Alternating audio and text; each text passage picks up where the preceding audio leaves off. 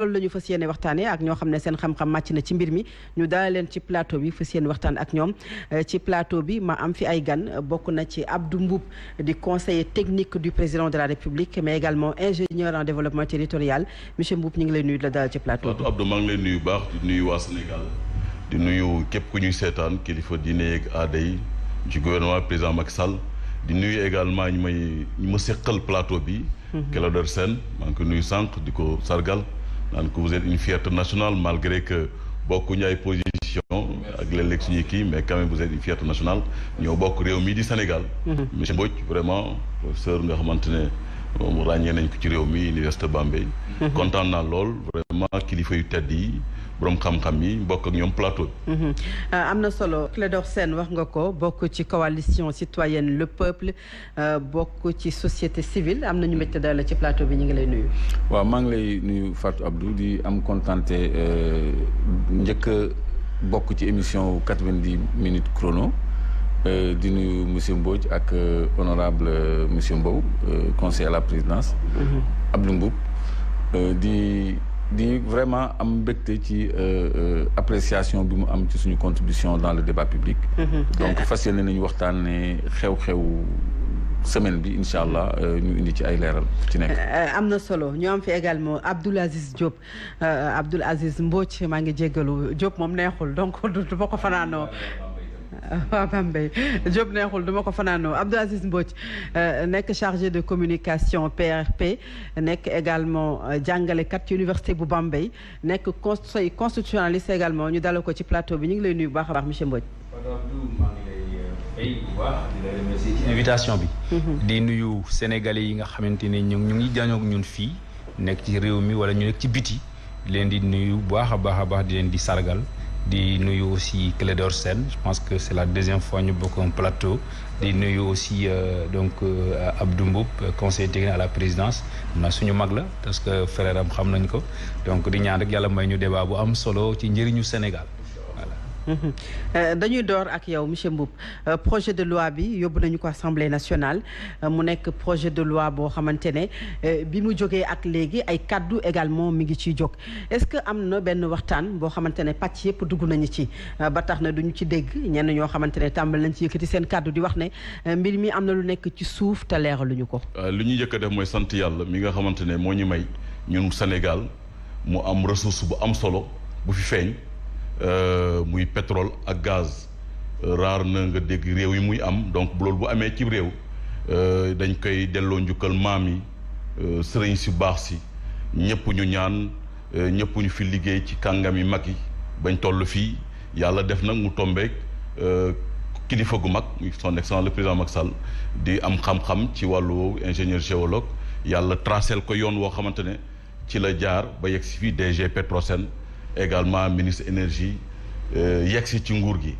ressource bu mu toll nag réew mu ko am waru nekk luñ koy xumtoo wala loo xamante ne koom-koom bi day yaatu lool bu ñëwee dina mën njëriñ bi tamit dafay yaatu lool ci réew mi ci njënd bi ñu toll nii mais aussi luy ñëw ci kanam démarche boobu ci le président Macky Sall nekk depuis longtemps depuis fort bien longtemps donc mën nañ rappeler ci comme démarche boo xam mel na ni dafa xam luy ñëw en 2013 rek mu taxawal mu jël Sénégal inscrit ko ci ITIE bëgg lu leer muy initiative transparence des énergies extractives ba pare tey mu ñëw ci dem ca Diamniadio comme na mu ko defee woon en 2016 ne nañu waxtaan ci naka la ñuy koom-koom biy jógee ci produit bu am solo boobu ci lu am solo loolu ci réew mi naka lañ koy séddalee. mais est-ce que am na discussion inclusive pour peut-être xel yi tey yi mënoon a deñ ci li nga xam ne moo jëm ci répartition des recettes pétrolières loi bi rek loi répartition bi rek ci début de réflexion bi commencé na bu yàgg depuis ci 2013 ba njëgee Sénégal dugal ko ci anam yu leer ci àdduna pour que jël ci constitution bi ne ressource naturelle lu réew mi peuple bee ko moom état bi moomu ko jël 2016 au réew mi yëpp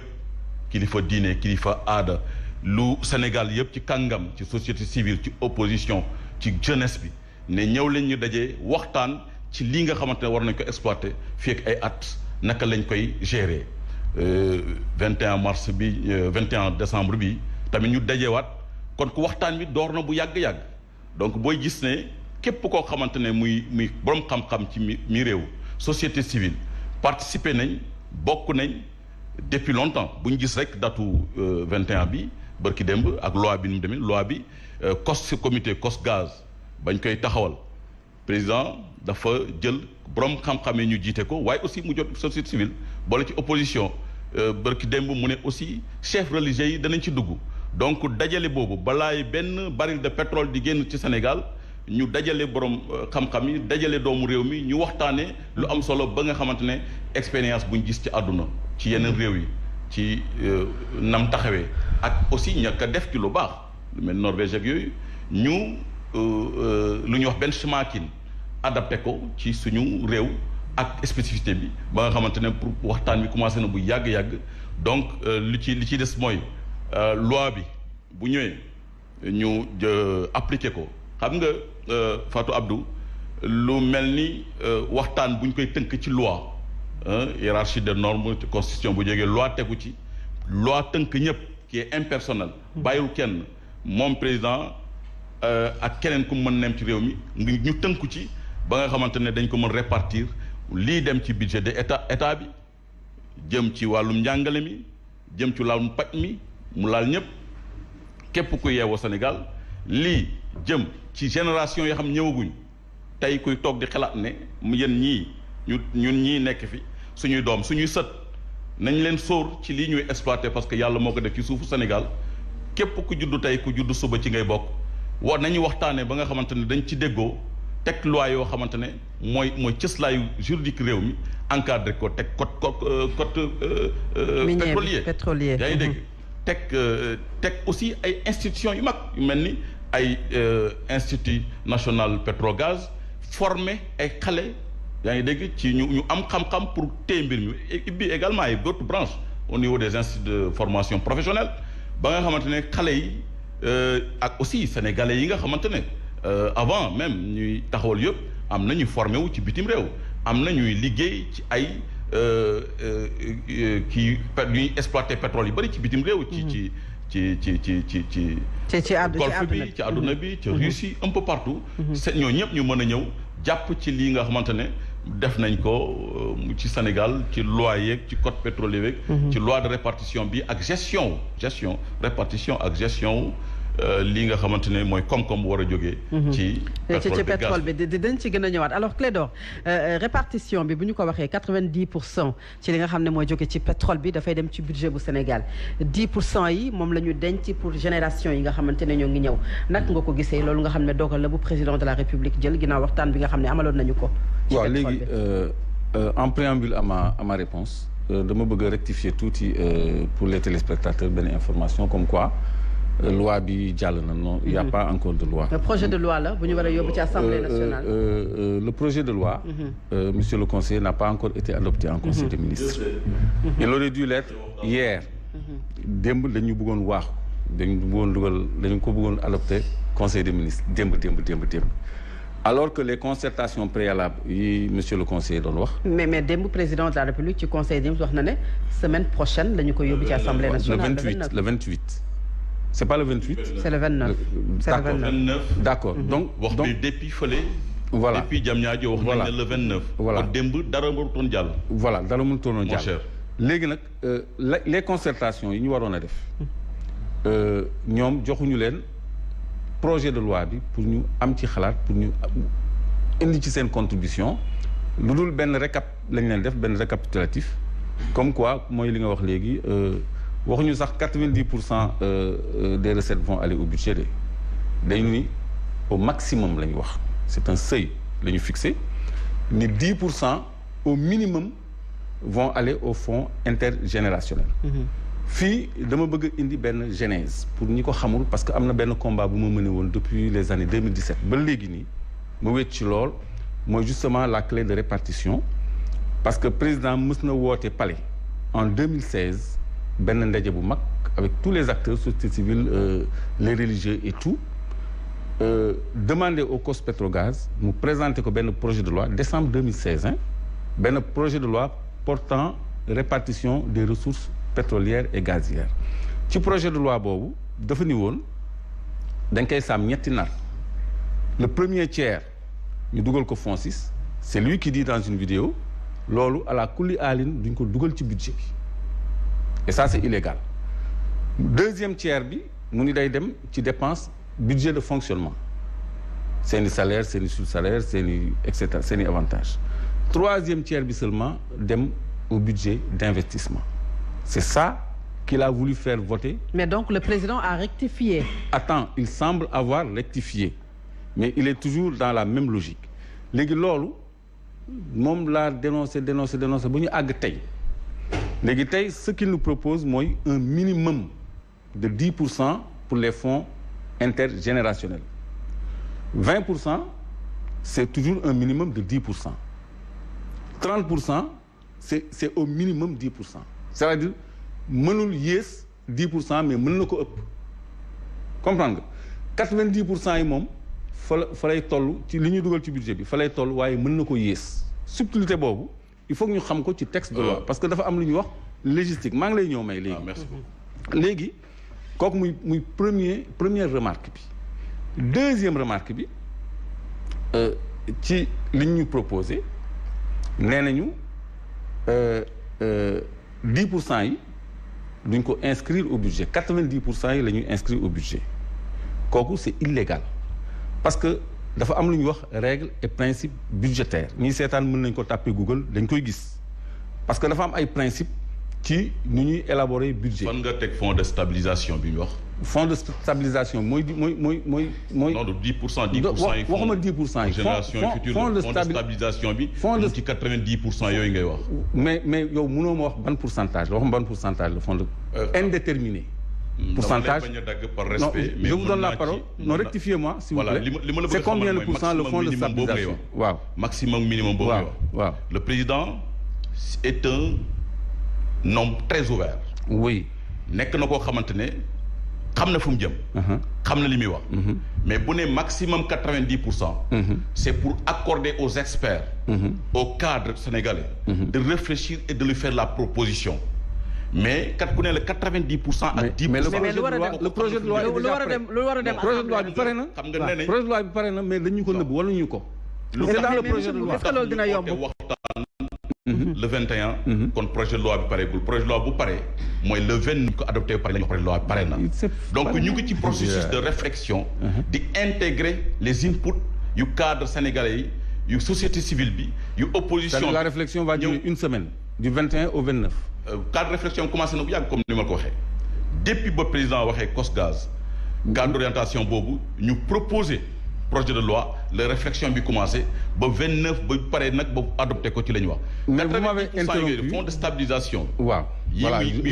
permettre le pourcentage du fonds de stabilisation au niveau international. fluctuation de prix yooyu di soppeeku. augmentation yooyu di soppeeku. ñu mën xam nga mon cher gouverner c'est prévoir. mais c'est combien pour cent monsieur le conseiller. On a prévu pour le fonds de stabilisation. Vous savez quand un président de la République déclenche crée un cadre de réflexion. ne doomu Sénégal yi ñëw leen ñu xalaat. le projet est prêt. xalaat bi pareegul bu paree woon. ñu adopté ko suba. léegi ñu bàyyi ko mu yeggale ñu ñëwaat. ñu ñëwaat monsieur Mboup waaw moom may nag moo xam. waaw maa la may. waaw amul benn problème débat bi loolu laaj na ko. non c'est comme ça c'est interactif man maa la may nga wax parce que j'aurais bien aimé savoir. ban pourcentage nga wax ni moom la ñu affecté au fonds de stabilisation ban pourcentage la ñu affecté au budget d'investissement.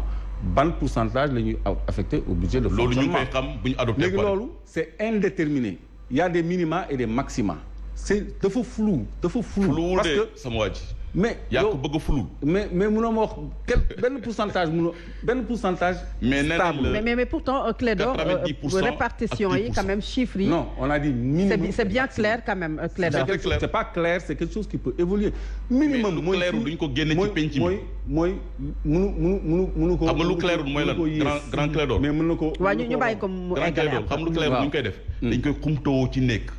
duñ ko génne ci penc mi. non bind lii dañ ko génne ci àdduna. bind mën naa lënt maa ngi ñëw partenaires internationaux yu ñëw. maa ngi ñëw léegi fi ma waa réew mi ñu ñëw. waaw fi ma toll woon. nga waroon dem yow. parce que mon cher li ngay non oo nañ la yow waaw non yow li ngay wax ci pétrole léeg-léeg da nga ko war a indi ci cadre de réflexion yi mais man am benn cadre de réflexion bu mën a exposer mes préoccupations mais man maa ngi koy wax maa ngi koy verser dans le débat public donc pour continuer sama cheminement 10% yi nga xam ne dañ ko bëgg a jël en dehors du budget je dis que c'est contre toute orthodoxie budgétaire parce que dafa am lu ñuy wax règle et principe budgétaire bu ñu ko recherché dinañ ko gis parce que dafa am yoo xam ni c'est universel mooy annuité bi budget année ba année la mën a dagg waaye 10% budget léegi monsieur Mboup ressources pétrolières lay génn monsieur Mboup léegi débat bi il faut que ñuy dégloonte waaw parce que maa ngi ñëwaat ci yow donc ñu bàyyi ko mu yeggale il faut que je vous explique waaw dans ce qui est proposé on a dit 90% au maximum va aller au budget alors que 100% moo war a dem au budget parce que règle et principe budgétaire dafa ne non ça doit d'abord rentrer au budget dafa ne toute recette et toute dépense doivent obligatoirement être inscrites au budget et le budget devant avoir un caractère analytique maanaam lu faram-fàccu dërëm bu dugg nañu wax fu mu jóge bu génnee ñu wax fu mu dugg loolu mooy règle et principe budgétaire donc affectation directe ak teq dara ci budget bi loolu c'est illégal ça c'est un et c'est un minimum donc fi mu nekk nii pour rassurer le monde son monde dafa ni toutes les recettes reçues tirées des hydrocarbures seront inscrites dans un compte spécial ouvert par le trésor public pas du trésor public ouvert par le trésor public et dans un livre à la BCA donc loolu kan mooy ordonnateur des dépenses parce que si le trésor ouvre un compte ñu ngi ñëw si le trésor ouvre un compte avec des minima et des maxima c'est-à-dire 10% minimum donc 20% c'est minimum 10% 90% maximum 80% ça rentre dans l'étude donc am na benn marge de fluctuation boo xam ne le trésorier général mooy gérer les comptes du trésor public mais moom mooy jot 100% wu ressources si jóge ci pétrole. non 90% non bu jotee 10% yi dañ koy tiq non bu état Sénégal jotee 100% ci la ñuy jël 10% orienté ko vers les générations futures jël 90% fonds de fluctuation boobu. léegi ñu teg ko. léegi ñu jël. leneen def ko ci budget national ba nga xamante ne dafay orienté wu ci éducation. c'est clair léegi il faut ñu xaw a avancer tuuti aussi non mais Clédor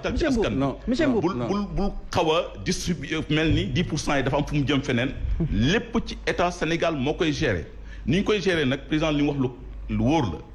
xale yi ñëw ëllëg ñoom la ñu sóor ci fukk téeméer boo jël fukk. téeméer boo jël juróom-ñeent fukk ya dafa am fond bu ñuy teg stabilisation. parce que adduna bi dafa bi loo xam ne maîtriser wuñ ko.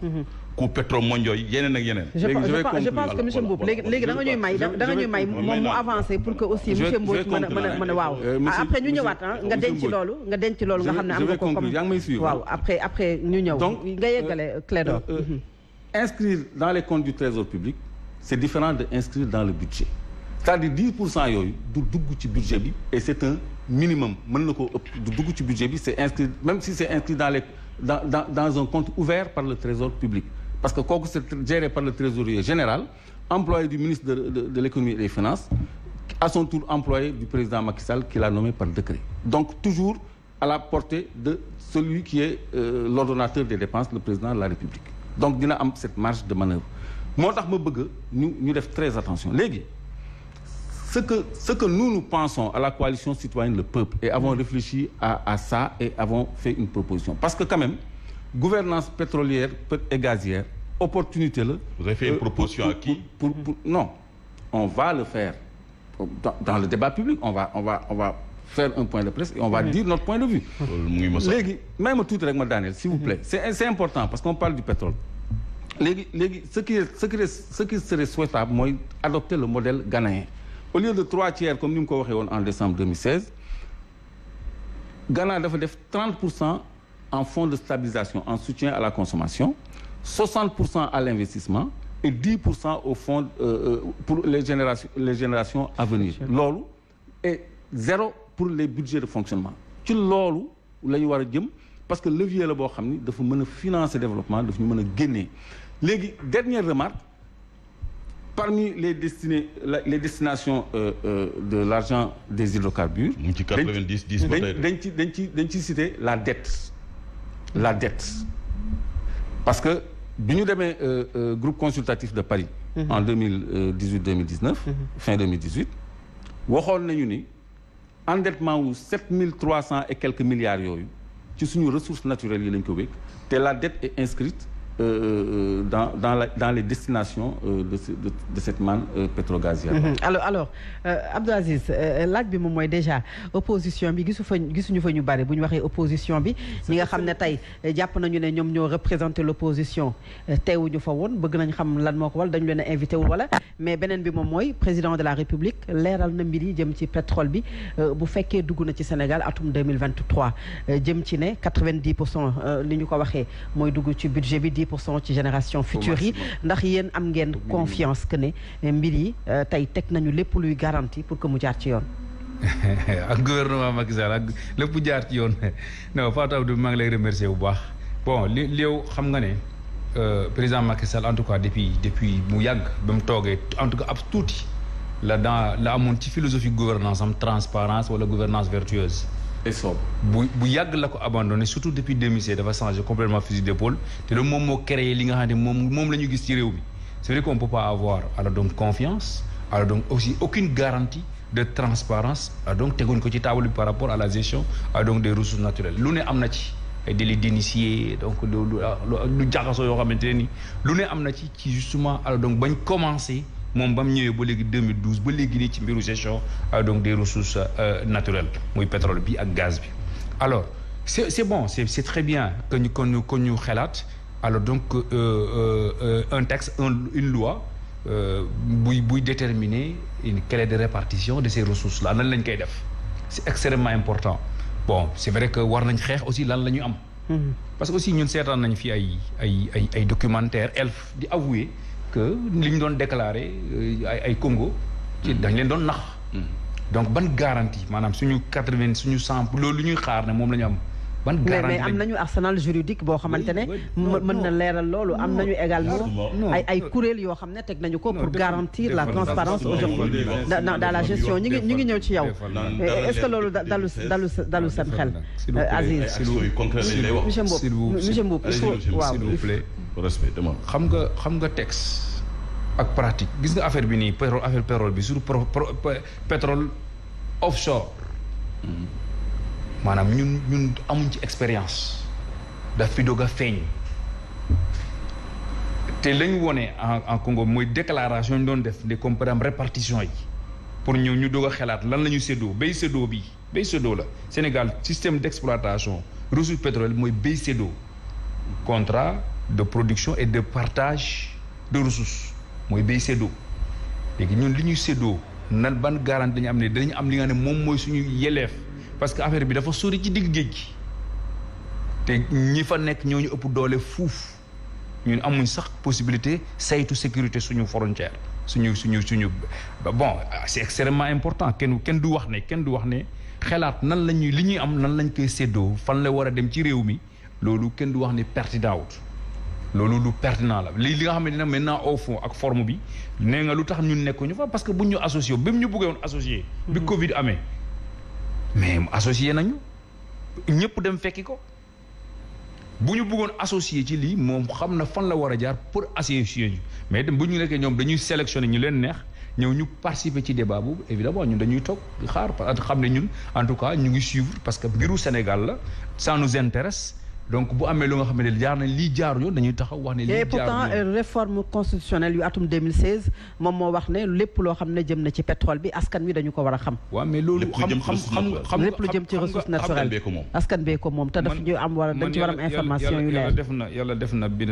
naa ci benn article ci affaire boobu noonu la gouvernance des ressources naturelles appartient au peuple. Quelles conséquences? Article 25.1 de la Constitution.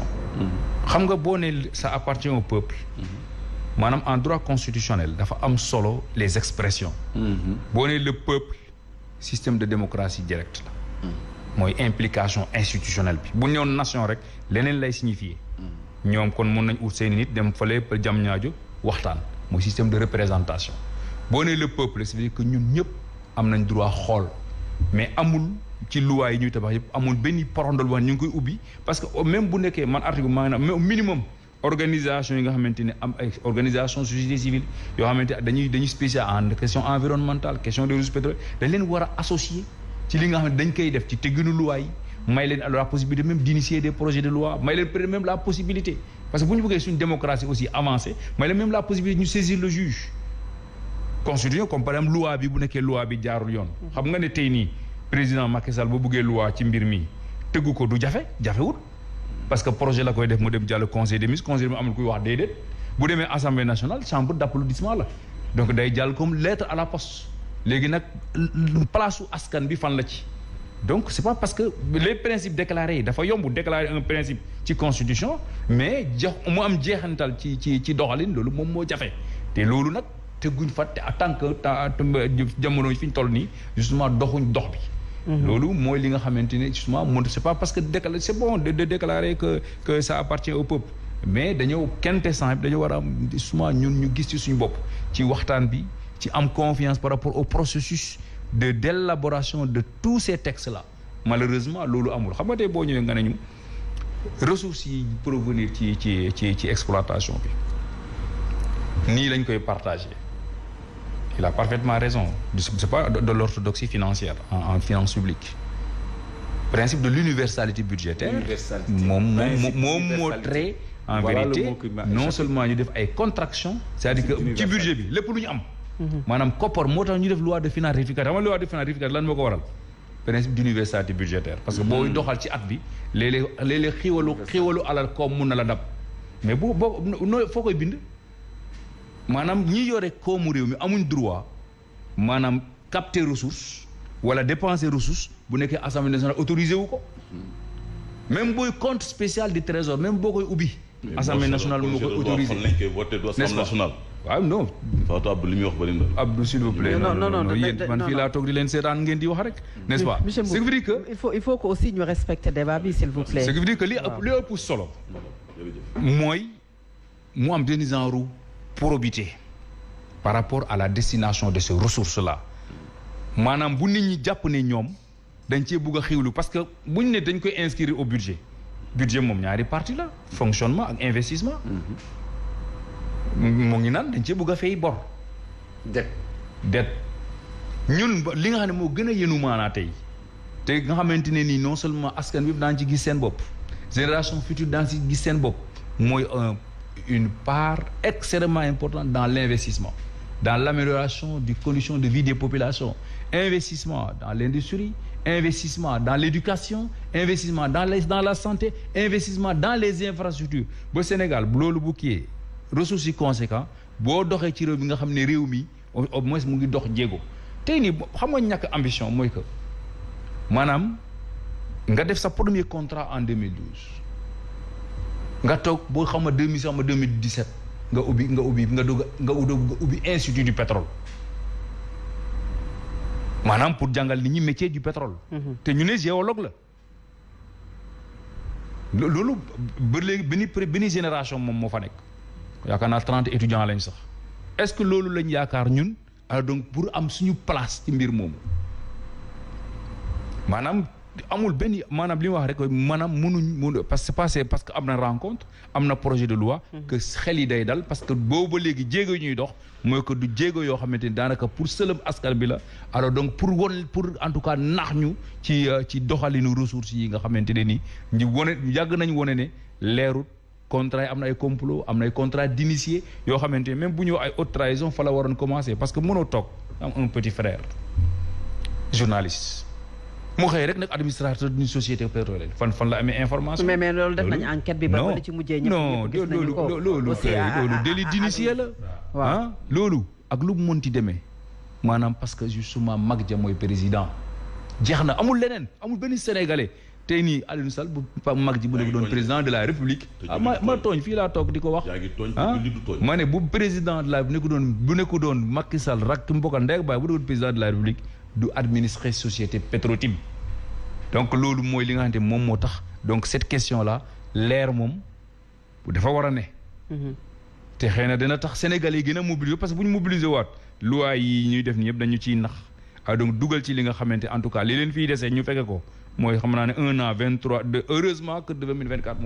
moom day dem ak képp ku mu àndal aussi dañuy dem alors monsieur Mboup mu mel ne président de la république joxe na ay assurance ci conseil présidentiel bi nga xam ne mi ngi ci doon waxtaane lépp lu jëm ci projet de loi boobu mais bu ñu déggee monsieur Mbodj dégg également monsieur Sène dafay mel ne ba tey am na lu lëndëm ci li nga xam ne mooy répartition léeg-léeg boo leen recette déggee pétrolière Fatou Abdou da nga naan ñi est-ce que Sénégal lañ nekk wala dañuy wax ba mu yàgg tënk seen bopp Sénégal yàlla ku nekk da ngay xam lu la suñ borom may ki mu jiitee réew mi balaa muy gis pétrole bi suñ borom daf ko teg ci station yoo xamante ne mu jiite Petrosen nekk ministre énergie balaa muy jot ci réew mi loi bu ñuy ootee waxtaan ci public man maa ngi koy doog a gis Sénégal dem ak boo président Macky Sall moo jël en 2016 def référendum proposé Sénégalais yi constitution bees moom moo ñoom ñu proposé ci article 25 ne ressources naturelles yi waa réew mi peuple bee ko moom pas état moo ko moom ressources naturelles maanaam or ba pétrole ba gaz bu ñuy gis ci biir suuf askan bee ko moom moom moo ko proposé te yemul foofu ci doxalin depuis 2016 ñu ngi gis lu mas a am loi bu ñu war a proposé mu xam nañ ñu koy defee dañ koy tënk ci conseil des ministres yóbbu ko assemblée nationale avec notre majorité ñu voté ko lu tax ñu oo réew mi yëpp kuy député ku du député force vive de la nation nan lañ mën def ak opposition ñëw leen ñu waxtaan yéen waa réew mi ku neen ñëwuma toog këram ñu kuñ ci mais est-ce que opposition bi jot nañu carton d'invitation nekkuñ ci réew moo xamante ne monsieur Mboup dañuy xëcc nit ne ko ñëwal ma ne est-ce que opposition bi jot nañu carton d'invitation bu baax a baax. ah oui vous savez Aziz. ko ji nga centre conférence internationale Abdou Diouf kenn tey tegu fa leen bu ñu xamoon ñu xam nañ ñu ñuy def bu tëju pour waxtaanee loi boo xamante ne kum toowuñ ko dañ koy yóbbu ci centre conférence internationale. ne sénégalais yi ñëw leen société civile bi ñu waxtaan ci kon loolu rek wane te du benn duguleet bii ci loi répartition bi. mais loi ba ñuy doon waxtaanee naka la ñuy exploiter pétrole bi naka lañ koy gérer boobu 2016 la institut national pétrogaz boobu ñu créé mais ku war a exploiter 2023 war a former ay ingénieurs ñoo xamante ne ay doomu Sénégal yu bëri xam-xam yokk si ñu fi nekk déjà parce que duñu génération bi ñëw rek ñoom ñooy nekk première génération yu promotion yu am xam-xam ci wàllu pétrole këc ci ñu impliqué leen dem nañ ba président nee na dana créer mécanisme boo xamante ne ñoom ñooy saytu da nga gis réew yoo xamante ne duñu xam ñaata bari la ñuy exploiter lan mooy impact bi sur le plan économique mais am mécanisme boo xamante ne parce que foofu y a pas de transparence de la nation du point de vue compétence du point de vue institution dañ ciy bokk institution publique comme institution politique j'ose l'appeler ainsi avec les partis politiques de l'opposition comme ceux du pouvoir ak les autres forces vives comme chefs religieux yi mais xam nga man li may woote président di ko wax à chaque fois réew mi nga xamante ne suñu borom jox nañu ressource bu toll ni pétrole fu ñu war a toll actuellement mooy impact pétrole boobu bu demee jaaykatu artisan dafa war a dox te dafay impliqué wu Sénégal dafay soppeeku ci xar-xanam lu mel ne tourisme d'affaires day nekk ëpp bientôt yokk ci ëpp bi mu nekk yaa ngi dégg nit ñi war a ñëw l'hébergement les ressources d'hébergement hôtel yi war a nekk ci zone exploitation des ressources pétrolières lii war a ñëw ci activités yu ñuy générer xam-xam yu nekk bitim réew diaspora bi doomu Sénégal yooyu nekk bitim réew ñu war a ñëw jàpp ci liggéey bi ñu téye suñu koom-koom suñu bopp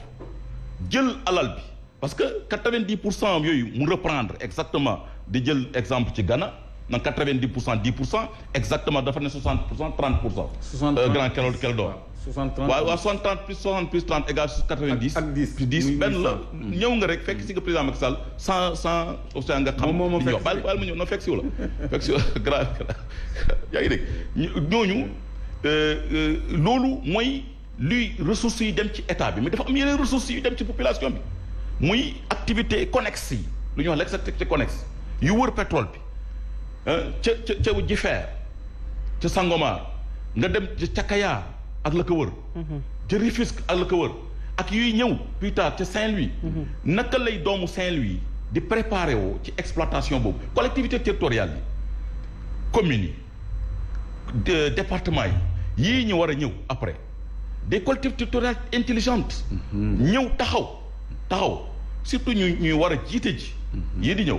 intelligente ñu war a taxaw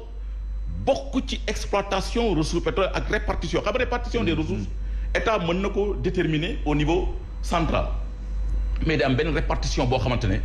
kooku nu mu ñuy évoluer noonu lay biens et services yi di gën a yokkoo ci biir goxaat yi loolu lu am solo la man loolu daan xaar professeur Mbodj émérite moom laa doon xaar grand Clédor wax naa ko sànq avec son expérience ak ñeneen ñu nekk ci réew mi nga xamante ne lii tey bu doxee lim ñu mën a jariñ ci loolu la ñu dem ak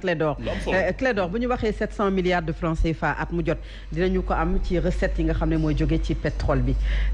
tey coow li ak wax ji yëpp bu ñu ci amee 700 milliards de francs CFA lan lañ ci mën a def nga xalaat. très bien mais d'abord bi ñu wootee waxtaan monsieur Mbow. on a mis monsieur Mbow baal ma xam naa. voilà moo tax waaw. je sais. on a mis aucune loi. sur la table nous on a des amis qui étaient là-bas comme Birahim Seck jox ñu leen benn loi il y a pas de loi qui a encore été discutée il y a pas de clé de répartition qui a encore été définie léegi loi répartition bii nag non ça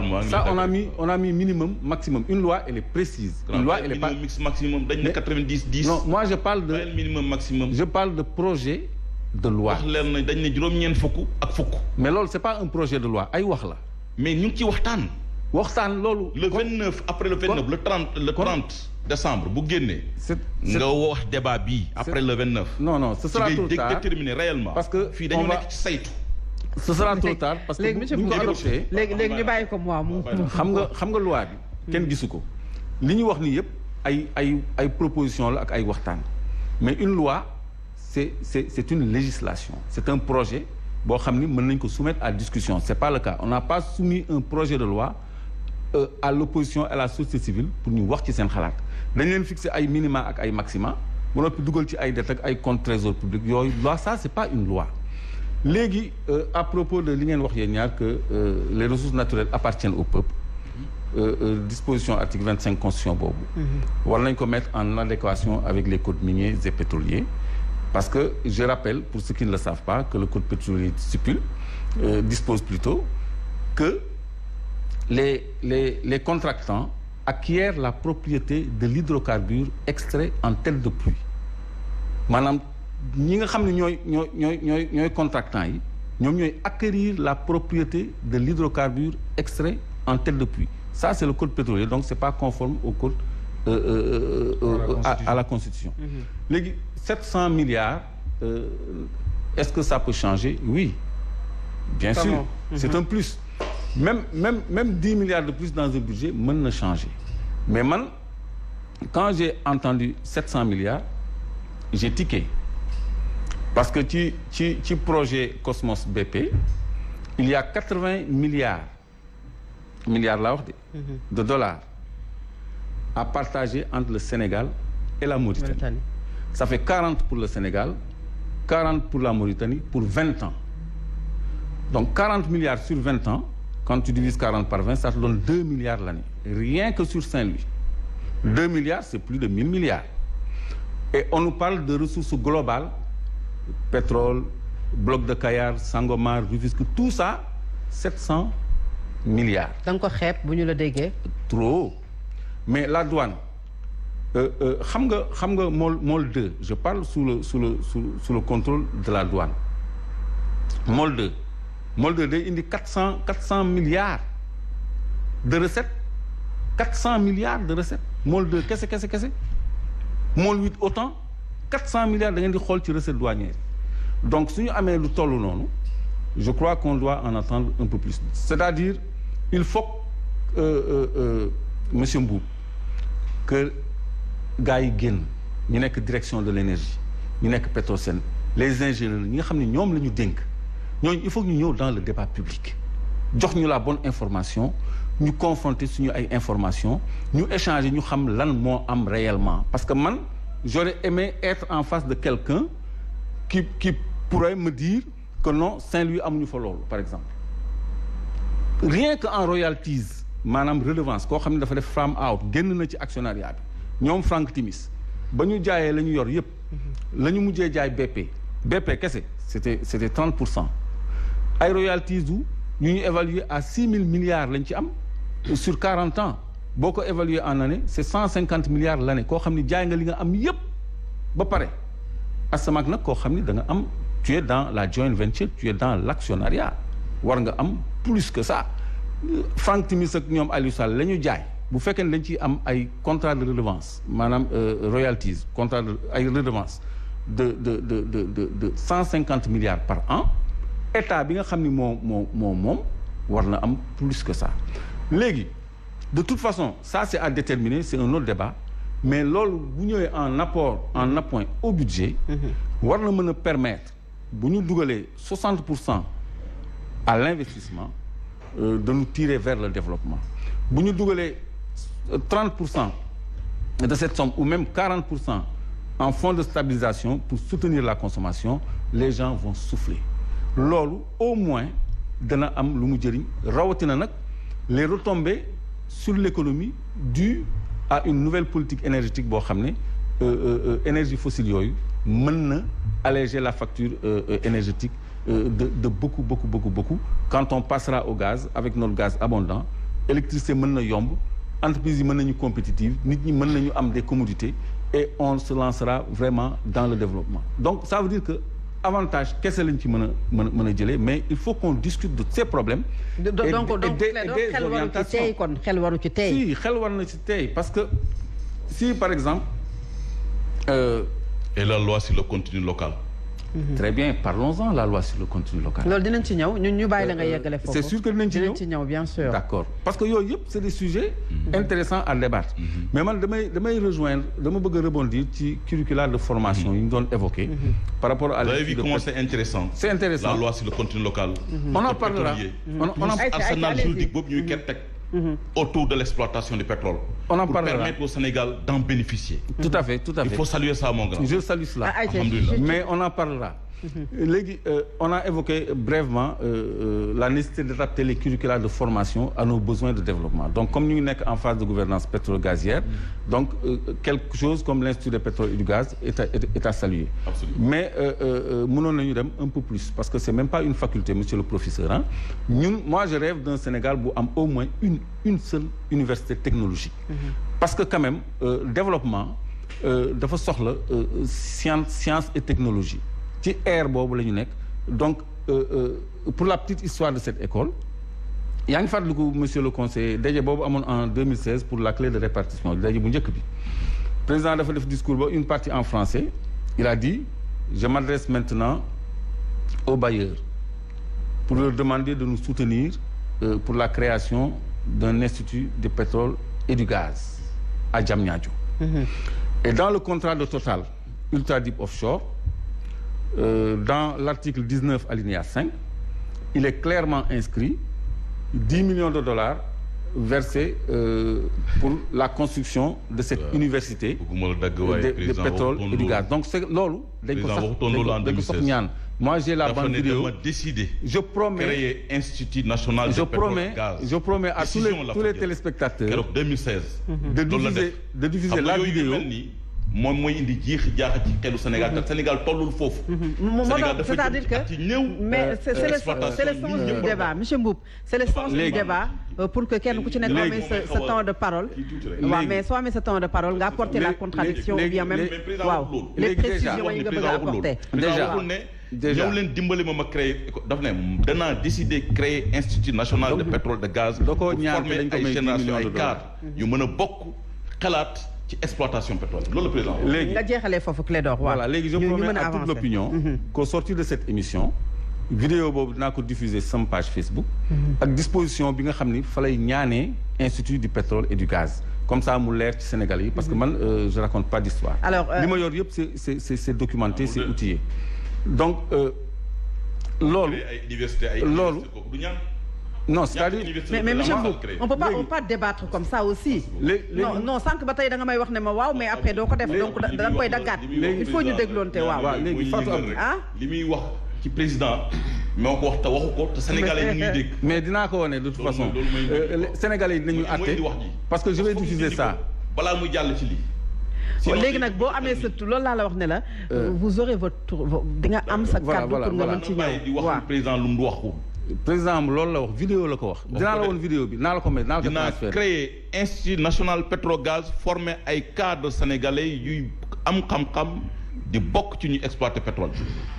léegi monsieur Mboup wax na lu intéressant loo xam ne bëggoon naa ci rebondir aussi ci gestion territoire yi apport bi ñu mën a tirer des recettes pétrogazières c'est-à-dire les départements et les collectivités parce que quand même collectivités yi dañu receler de beaucoup de ressources parce que ressource boo gis am na territoire bu mu soxee ko et dans leur gouvernance introduire nañu ñoom benn notion d'équité territoriale donc c'est bien que les territoires profitent des ressources qui émanent de leur terroir et ci loolu war nañu pousser la réflexion un peu plus loin parce que c'est vrai qu'il y a des fonds qui permettent à tout le monde d'avoir quelque chose mais on doit aller vers plus c'est-à-dire collectivités yi nekk dans la joint venture nekk dans l'actionnariat parce que ressources yi ñoom ñoo ko moom. c'est clair Clédor alors monsieur Mbodj yaa ngi wax sànq ne kenn invité wu leen même si wax naa ko bëriwul ñu fa gis ci opposition mais am na ñoo xamante ne dañu bokk ci kujje politique yi te teewoon nañu fa est-ce que bañoon a dem ci ndaje boobu yéen aussi nekkul peut-être lajjite ci seen wàll yéen kujje politique yi ak ndax tamit waru leen mën a toog waxtaan ak pouvoir ci li nga xam ne moo ñeel ressources pétrolières yi ngir ñu dindi fi li nga xam ne moom la ñu dippee ci ay dëkk yu bari la malédiction du pétrole. alors malédiction du pétrole moom baaxul te yal nañ ci yàlla musal mais aussi nit ñi duñ dem foo xamante ni yow convié wuñ dafa n'est-ce pas ma gisuma fenn ci opposition en tout cas ñun man ci parti laa nekk alors donc am fa statut am fa responsabilité amul benn yoon boo xamante ne wax nañu ne invité nañ ñu pour ñu ñëw bokk ci rencontre yooyu yaakaar naa ne bu amoon ci opposition wala am ci suñu coalition Yewwi Askan Wi daañ ci waxtaan te naturellement daañu dem fekkee waxtaan boobu mais bu nekkee tey yow associé dañoo décider associé bañ la associé peut-être que xam ne sa discours moom moo tax peut-être que yow sa choix politique moom moo tax mais loolu mënoo si dara da nga toog rek da ngay nii ngay participer ci débat public bi conférence de presse justement alors donc voilà tu t'opposes à l'Assemblée nationale. est-ce que parfois opposition yi tamit lu ñëw rek il ne s'agit pas de ça Macky Sall moom moo tànn alors donc voilà nii lay doxalee président Macky Sall moom mook ay nitam n'est-ce pas donc loolu ñun mënuñ ci dara mais askan bi nag la ñuy waxal xam ne ñun président bi nga xam ne moom moo ñu toogal jiitalul intérêt Sénégal li mu jiital moom mooy intérêt ay nitam li mu jiital mooy intérêt partem li mu jiital mooy intérêt cabinet loolu dañu tax chaque jour ñu wax ko Sénégalais yi loolu moom moo indi Sénégal fii évidemment ressources naturelles yu toll nii am na solo ça nous préoccupe te moo tax ñu koy xool moo tax ñu ciy wax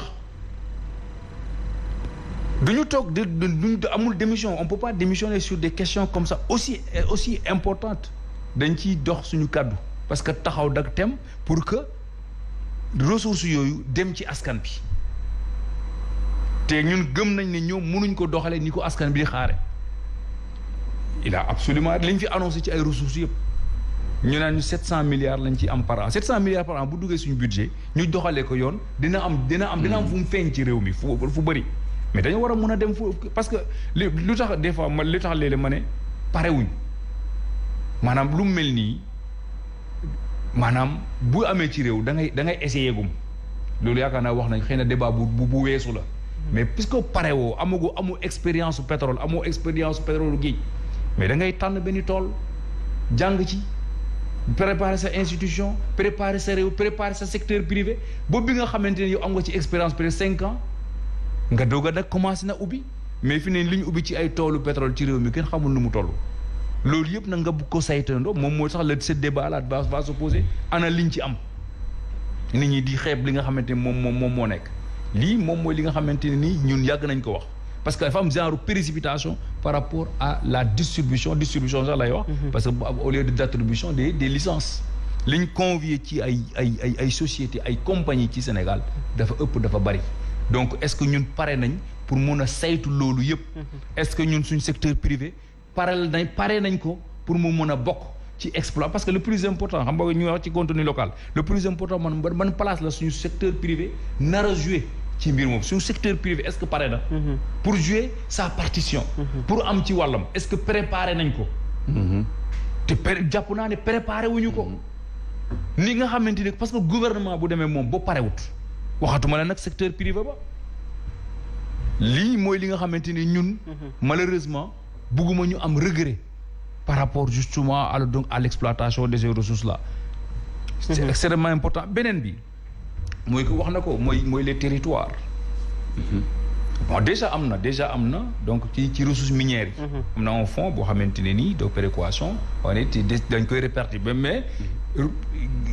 territoire yi nga xamante ni souvent ressources yi fa la ñu am day am ay génissement dedans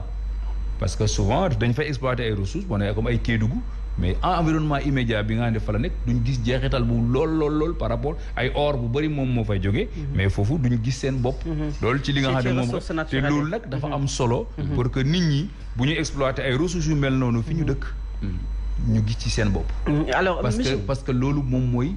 jàmm ji loolu moom mooy indi dal bi. c'est clair monsieur Mbodj c'est clair monsieur Mbodj alors ñu ngi ñëw Clédor ñu ngi ñëw waaw ñu ngi ñëw ñu dem ci monsieur Mbodj parce que yaa ngi koy wax sànq dañuy faral di wax lu bari ci lu jëm ci contenu local bi mais tey ndax sénégalais yi ak PME yi ak PMI yi préparé nañu leen bu baax a baax ngir li nga xam ne mooy métier yi nga xam ne ñoo war a génn ci exploitation des ressources pétrolières. fi ma lay joxee firnde mooy. J'aime bien lu ñu wax ci territoire yi ci collectivité territoriale yi ni ñuy war a participer ci gestion wu exploitation ressources pétrolières et gazières yi 2014 président Macky Sall dafa ñëw indi acte 3 dans la décentralisation communalisation universelle communauté rurale yi mu def leen commune loolu yëpp mu ngi gis fañ jëm xam nga léeg-léeg man damay xaw a yéemu ci président ci ni muy doxee wax ji néew jëf ji bëri ci jëf ju rafet 2014 mu def commune yëpp loolu mooy lan préparé wu leen parce que Sénégal fa mu jëm la ci wàllum implication commune rurale bu mënutoon génn ci biti dem uti ay partenaires bu mënutoon bokk ci yenn niveau de budget yi léegi mën nga bokk ci exploitation ressources humaines contenu local bi def ba nga xamante ne la main d'œuvre locale doomu gox bi bokk ci exploitation bi ñu def ko ci loi bi ba nga xamante ne créer les conditions ba main d'œuvre bi ñu mën ko leen employer qualifié d'ailleurs avec les formations j'en suis convaincu vous savez nos universités sont les meilleures au monde di nga gis université boo xamante ne day dem ba sentir branche nouvelle bu créé wu ci secteur économique bi wala évolution mondiale en termes de besoin de formation ñu créé comme les maa ngi koy wax sànq l'ingénierie de développement territorial récemment lañ ko créé ci université Alioune de Bambey j'en suis convaincu que les universités se préparent à créer des départements orientés ñu orienté wu ci wàllum ki renforcer orienté ci wàllum pétrole ak gaz management ci pétrole ni ñu koy gérer mu renforcer institut national de pétrole et gaz j'en suis convaincu que les écoles de formation professionnelle yi nga xamante def nañ ko nga xamante ne bëri na ay étudiants yoo xam ne président orienté na leen ci école de formation professionnelle yi jël seen formation en charge école de formation professionnelle yooyu du secteur privé bi ñoom ñu ngi préparé wu parce que ñu ngi adapté wu ci changement wu Sénégal ca na muy demee secteur privé bi nous avons un secteur privé respectueux au niveau de la sous-région n'est-ce pas et un secteur privé fort du point de vue créatif en ressources humaines de qualité secteur privé bi ci lu wër exploitation ressources pétrolières transport ba ak yeneen yu mën a doon ci wàllum hébergement ci wàllum yu mën doon ci kii bi ñoom ñu ngi préparé wu di créer ay compétences nouvelles yu ñu jël mais aussi dem yeneen ci yeneen réew di def benchine pour yegsi ci loolu mënoo ko def mukk ci réew te créé woo conditions juridiques yu la may nga mën ko defin boo xam ne waa réew ma da ciy jëriñ xalaat waa réew mi weesuwul nga toog woote ñaata yoon mosul am ci Afrique mosul am ci àdduna en tout cas mosuma ko gis loi bu ñuy pencoo loi bu ñu war a voter assemblée nationale ñu teg ko ci table di ko pencoo cadre di wax mais loi répartition gestion ressources pétrolières yu ñu ami le projet de loi loi la jëmi mais gis loi on n'a pas vu de loi. mais gis nañ ko projet de loi la. lu ñuy waxtaanee moom la ñuy waxtaanee. yow gis nga loi mais loolu am fii loolu am le 21 bi. projet de loi boobu la ñuy waxtaanee bu leen jeexi jaaxal xelu askan man li may ñaan mooy opposition bi. non du ma la may parce que bu ma la mayee. non foofu ngay wax ni parce que wax ko ñaari yoon sa prise de parole. projet de loi loi bu ñuy waxtaanee. bu ñu waxtaanee il y a pas de loi. Fatou Abdou Ndiaye. mais lan lan la. non may ma waxtaanee jam ñaaju sant c'est le projet de loi en fait. projet de loi la ñu waxtaanee. mais loolu dafa mel ne yow da nga ko jàppee comme luxe la. c'est-à-dire que mais lu am solo la. waaw may ma préciser da nga président démocrate da nga ne Moussa am s'il te plaît. mon cher non balaa ngay jël ñu bàyyi la monsieur ma continuer non je t'en prie may ma préciser luxe boobu laa ko expliquer. monsieur démocratie dafa laaj deux fois ma bëgg dans sa prise de parole ma préciser ne maanaam Sénégal c'est vrai que chaque jour ma wax ko dama def comme par exemple bu ma doon def sama cours droit électoral dama ne par exemple dañuy acteur pour dañoo def tout ba ñoom lépp li nga xam ne soxal na leen dañ koy waxtaanee fii dañuy def dialogue politique 6 mois ci affaire réforme code électoral loolu du am loolu aada Sénégal non defal nag dama ne dañ koy wax yow da nga ne projet de loi bu ñuy waxtaanee dama ne projet de loi bu ñuy waxtaanee fii yow xeer tëjoo sa bureau xalaat génne def assemblée nationale sa majorité voté nga génne ko loolu duñ ko ndamoo dañ koy ndamoo ci mii réew parce que yeneen réew yi ñu ngi ñu ci ñee donc man li may ñaan sénégalais yi mooy li ñu am ci suñu borom may ñu ko muy lu am solo lii nga xamante ne daf ñu war a yóbbu fu sore ci wàllum développement diaspora bi borom xam-xam yooyu nekk Amérique nekk Italie nekk un peu partout France ñu xam ne suñu réew mi kat buñ ko bàyyee ñeneen ñu ñëw téye ko ñun nañ ñëw teel ko suñu bopp ci wàllum gestion pétrole bi ni président def créé institut bi créé loi yi créé code pétrolier nga xamante ne danañ mën yóbbu suñu réew fa ñu bëgg fii 2035 ci émergence bu ñu ci contenu local bi Clédor lan nga ci parce que bu ñu déggee mel na ne Sénégal noppi na préparé na li nga xamante ne wax nañu ko sànq jëm ci sénégalais yi nan la ñu war a xamee li nga xamante ne moom mooy jógee ci ressources yooyu nga xam ne mu di ay ressources naturelles di pétrole bi mu nekk tey peut-être rêve u sénégalais yi pour ñu yegg ci 2023 ba jot ci loolu pour secteur privé national bi aussi mën ci bénéficier wu waaw may ma préciser rek parce que yaa ma bañoon may bi monsieur Mbodj di wax sur le fonds de péréquation minier c'est une bonne initiative mais dafa am benn injustice dans la clé de répartition parce que c'est réparti au prorata de la population de chaque localité de chaque région te boo xoolee région de Dakar moo gën a peuplé région de Kédougou conséquence Dakar tire beaucoup plus du fonds de péréquation minier que Kédougou qui recèle de toutes ses richesses donc parenthèse boobu laa bëggoon ubbi pour mu nekk piste de réflexion ñu xool lan mooy équité territoriale parce que c'est pas parce que Dakar est plus peuplé rek ñoom la ñu fële la ñoom la ñuy impacté sur le plan environnemental sanitaire sur le plan de leur terre et tout ça donc clé de répartition bi waru nekk au prorata de la population c'est pas cohérent léegi le contenu local c'est une disposition bu war a permettre Sénégalais yi mën a bénéficier wu des retombées du pétrole parce que pétrole dafa bëri lu ko wër dafa am ay contrat de service ay contrat d'ingénierie il y a beaucoup de services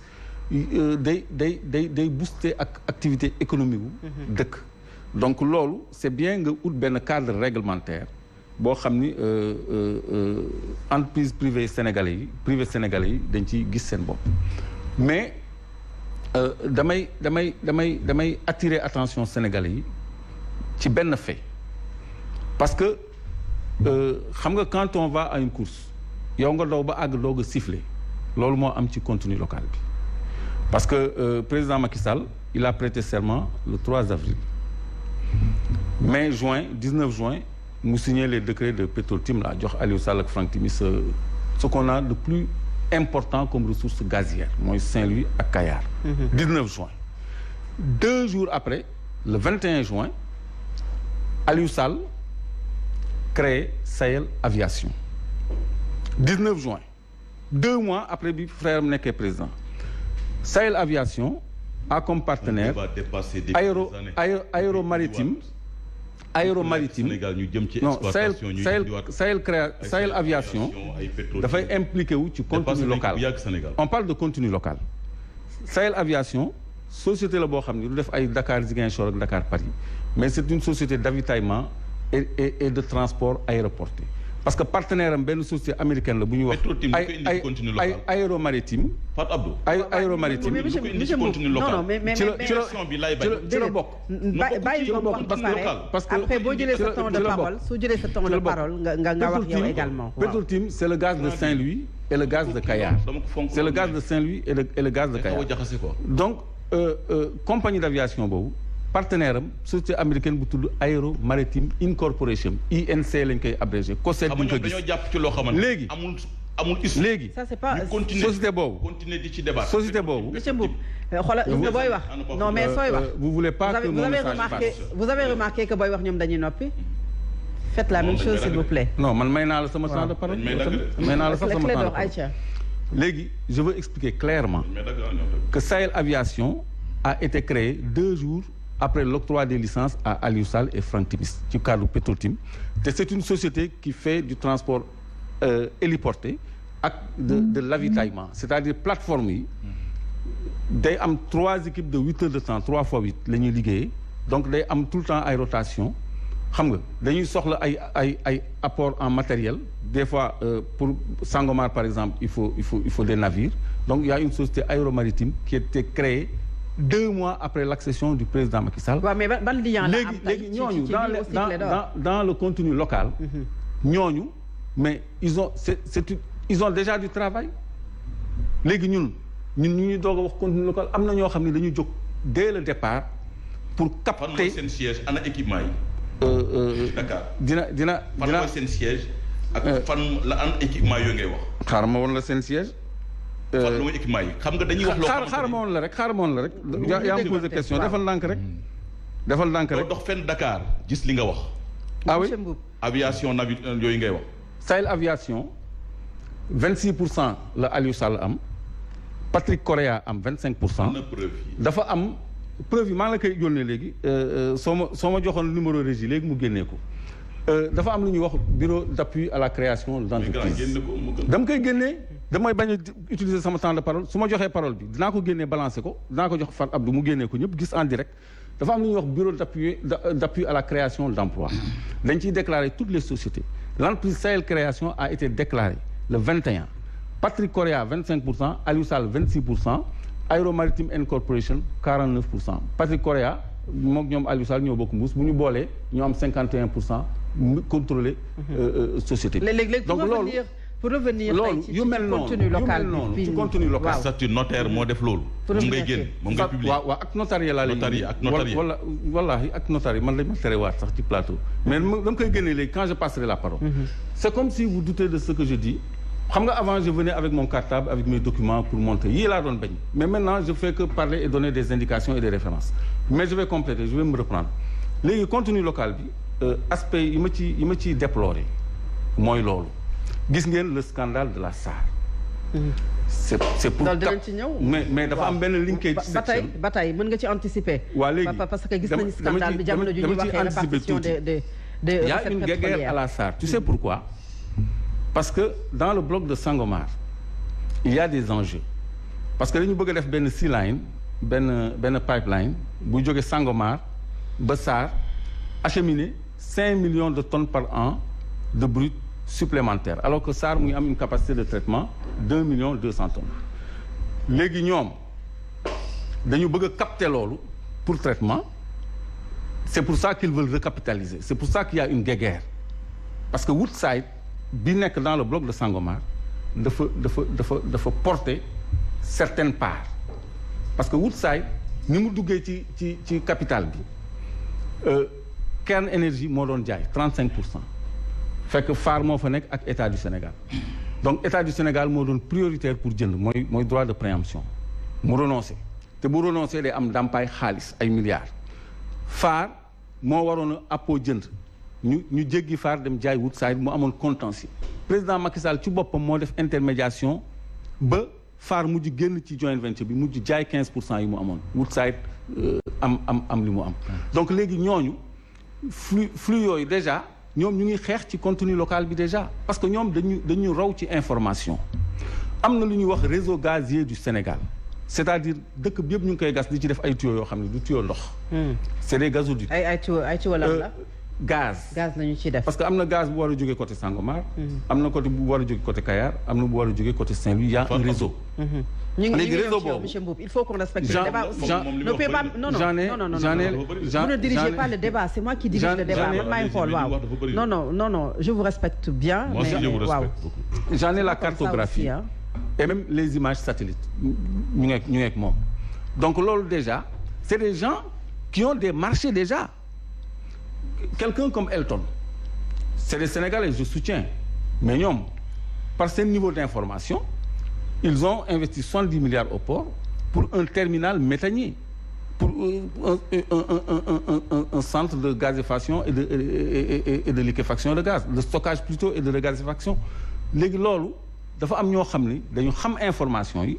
il se passe les marchés et après on nous parle de contenu local man procédé boobu laay déplorer. Tout le monde doit être au même niveau d'information. Fatou Abdou, lillahi wa rasuli, inviter les gens de la direction de l'énergie du COS-Petrogaz. Jot nañu génn ci débat public parce que on est dans la gouvernance pétrogazière. Pour am leen sur les plateaux. Non, il faut qu'ils viennent parce que ils nous doivent ça parce que ñoom la ñu dénk suñu alal. Ils doivent être dans le débat public parce que ñoom ñu ngi joxante li ñuy joxante les contrats de service, les FID sont signés, Final Investment Decision signé nañ ko. Les contrats de service sont signés, les contrats d'ingénierie sont signés. Alors qu'est-ce qu'il y a à se partager peut-être ay transport ay sous-traitance ay yooyu alors que bu ñu ko tegoon sur la table beaucoup de gens en auraient profité mais nit ñi amuñu sax l'information. Alors jamono ju ñuy waxee lu jëm ci wàllu répartition des recettes pétrolières mais jamono jooju scandale am fa nga xam ne moom mooy SAR société africaine de raffinage ñuy wax marché gré à gré bu 200 milliards de francs CFA ñuy wax ay plaintes yoo xam ne judd na ci jàppee sax ne mbir yi dañu yegg ci recapitalisation naka nga ko gisee monsieur Mbodj. alors balaa ma ñëw foofu ma ñëw tuuti ci contenu local bi. Bon parce que li ñu wax rek mooy que dañuy wax dafa am ay faiblesses limites yi nga xam ne ñun suñu réew xam ne naa les sociétés la secteur privé national parewul mu ngi wax léegi barrière linguistique bi moom moo tax nit ñi duñu am information. L'essentiel de ces compagnies là donc ay informe et puis ñoom ñoo ko tey ils utilisent en vérité l'anglais di utiliser yeneen support de transmission de l'information donc secteur privé bi day xëy rek gis alors ñoo xamante ne ñoom ñoo nekk gagné capter ay marché ça veut dire que boo nekkee yow yaa ngi réfléchir pour def ay loi alors que déjà contenu local mu ngi dox depuis parce que maanaam ñi compagnie nekk ci digg géej am na ñu leen di transporter ñaan ñoo leen di yóbbu am na ñu leen di jox ñiy gagné marché de restauration am na ñu koy gagné ñan ñoo koy gagné donc loolu yëpp yoo xamante ni daanaka même bu ñu toogee foog ne dañuy xaar pétrole bi commencé ball ñun ñu doog si jàmm alors que nit ñaa ngi dem yu bëri yoo xam ne ci suñu texte sax aussi moom moo yi nga xam ne aussi day nekk ci lim comme par exemple nu mu tuddati la préférence nationale loolu yoo xamante ni ñun dañ ci am ay limites parce que nous sommes dans un cadre communautaire am na ay textes yoo xamante ni mënuñu am comment dirais-je avec ce qu'on appelle la clause de la nation la plus favorisée loo jox kii am nga am kenn nekk Europe am na droit am ko loolu yëpp ay limites la par rapport à une application effective du contenu local. Maintenant par rapport à maintenant par rapport à la SAR xam nga SAR moom SAR li may wax rek mooy que il faut nga remonter toute histoire pour xam un peu l'histoire de la SAR tey nii Sénégal état du Sénégal mu ngi fa ak 46%.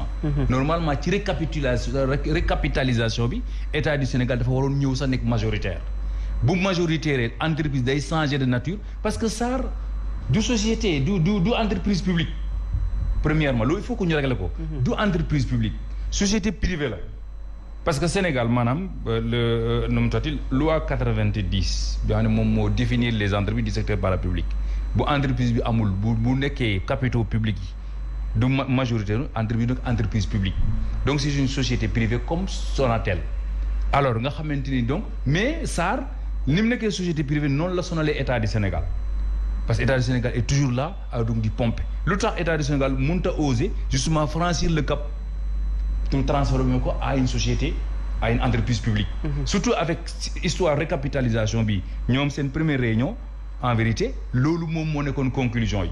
état du Sénégal dafa doon positionné en 51% du capital du coup entreprise SAR day changer de nature day changer statut juridique de ñëw nekk une entreprise publique nga xamante ni état du Sénégal moom moo ko moom peut-être les règles du justement des gestions daañu changer tuuti alors même bu nekkee day nekk ces sociétés d'ailleurs day rester nekk société de capitaux nga xamante ne ni les règles de loi daal dañuy continuer justement donc di ko régir beneen bi mooy xam nga tey am na benn étude bu am 2013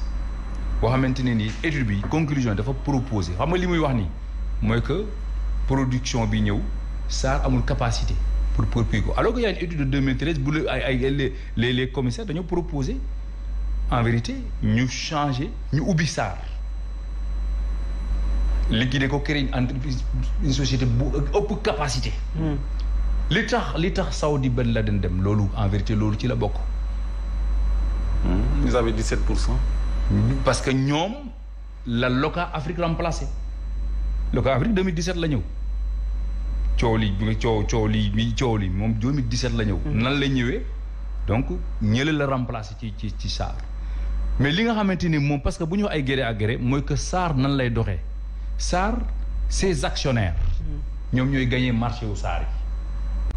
yi. indi bateau yi à tour de rôle. ñoom ñooy gagné marché yi. ça veut dire que même bu ñu naan ay gré à gré bon xaw ma tirage au sort la ñuy def wuto parce que loolu moo tax même par rapport à ça il faudra que ñun def nag. en tout cas c'est une société nationale bi nga xamante ne nii.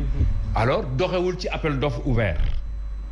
nga xamante ni day ànd ak démocratie respecter les règles de la concurrence respecter les règles justement alors donc des marchés publics. ubbi ko pour yeneen société ñëw participer pour être même pour proposer. en tout cas du fuel comme seen produit dañ koy jënd mais ñoom ñi nekk actionnaires yi. ñoom ñooy gagner marché à tour de rôle. léegi nag lu tax ñu ñëw ne dafa am gré à gré. wala ndax dañoo violer règle boobu nga xamante ni ñoom ña fa ne. ñoom ñooy gagner marché yi.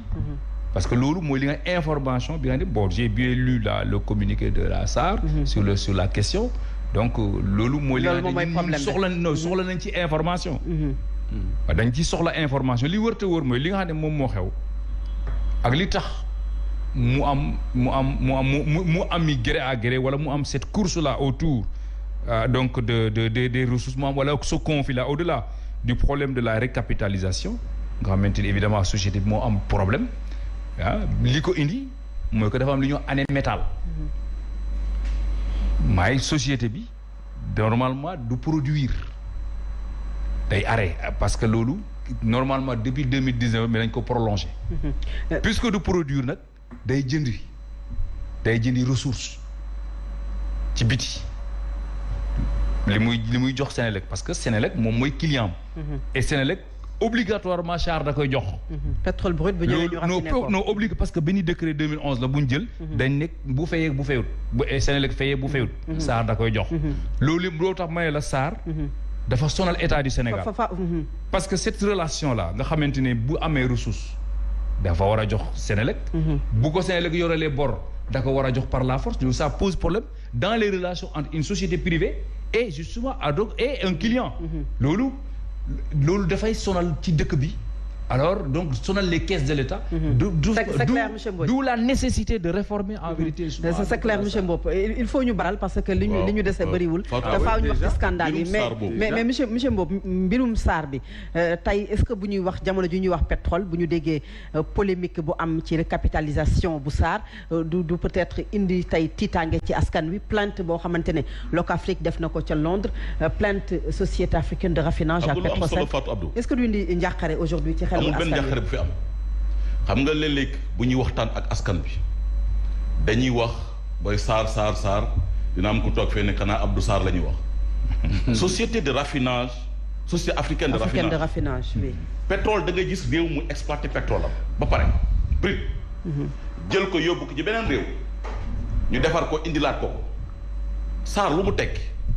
ci askan bi président Macky Sall wax na ko récemment dafa mel ni ñoom dañ koy reprendre. naka la ñu doolee SAR société africaine de raffinage pétrole brut bu ñuy exploité ci ca mbànn ya ca teen ya ñu indi ko ci SAR moom mu def ko essence mu wàññeeku prix essence wàññeeku ci Sénégal prix gasoil wàññeeku ci Sénégal gaz bi wàññeeku ci Sénégal ñu mën dëkk yépp ci Sénégal ñu électrifier leen ñu am électrification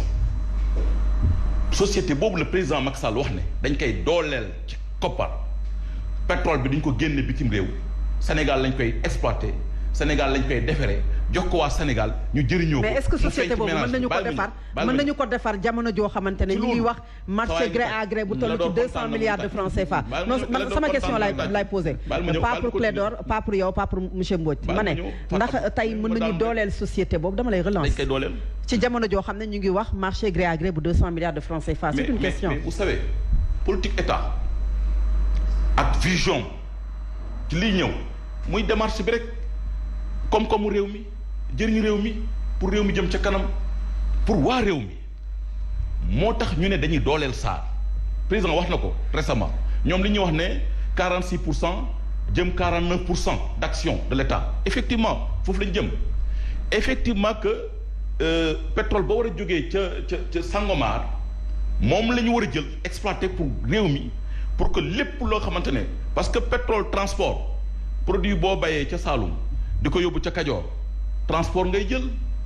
perte essence lay oto bi duy bu wàññee ko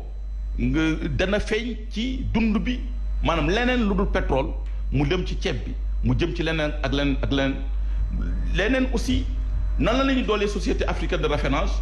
ba jël majorité sénégalais yi Sénégal am ci part majoritaire boo xamante ne danañu may ñu gën ko contrôler parce que aussi rapidement s'il vous plaît waaw toll nii. xoolal Fatou Abdou Ndiaye en 1993 ba ñu gisee gaz bi fii ci Diamniadio nu mu dimbalee Senelec ba ñu ko gisee ca en 1996 nu mu dimbalee société nationale yi. alors bu ñu amee pétrole ci Sénégal te mënuñ ko exploiter mënuñ ko raffiner. ci biir réew mi loolu mooy maanaam toggee fii yóbbee France ñu lekkee ko fa. alors non France nañ ma jéggal. donc président Macky Sall loolu la xam ba ci ne loi de répartition des ressources yu jógee ci pétrole bi ak gaz bi te répartition boobu bu ko gis rek ci xaalis buy jógee ci taxe fiscale yi ak lu non fiscale day dem ba koom-koom bi brut bi maanaam pétrole bi balaa muy nekk xaalis ndaka lay nekkee produit fini pour am jeextal ci Sénégal ba mel ni Dubaï ba mel ni Golfe ba mel ni leer na monsieur Mbodj leer na monsieur Mbodj diversion la ñuy def. diversion bi mooy lan. marché gré à gré dañuy tax marché gré à gré wax benn kii boo xamante ne du ñu génnee day mel ni ñoom ñoo nekk ca DAF ba direction administrative financière ba wala passation de marché donc man quelque non c'est entre les différents maanaam ñi nga xamante ne ñoom ñoo séq mbir mi ñoom ñoo génnee coow li ay plainte juddu ci lépp li ñuy wax ci débat yi jàkkaarloo askan bi ñu respecté dañoo war a indi preuve bu ma xamee ne man lii may wax dama koy wax sénégalais ñu dégg ko damay génne preuve ne mu ngi nii bien sûr gré à gré baa ngi nii marché bi diw lañ ko jox waaye foog naa ne defe naa dafa mel ni dañoo def ni doo wax fu ñu ko jox.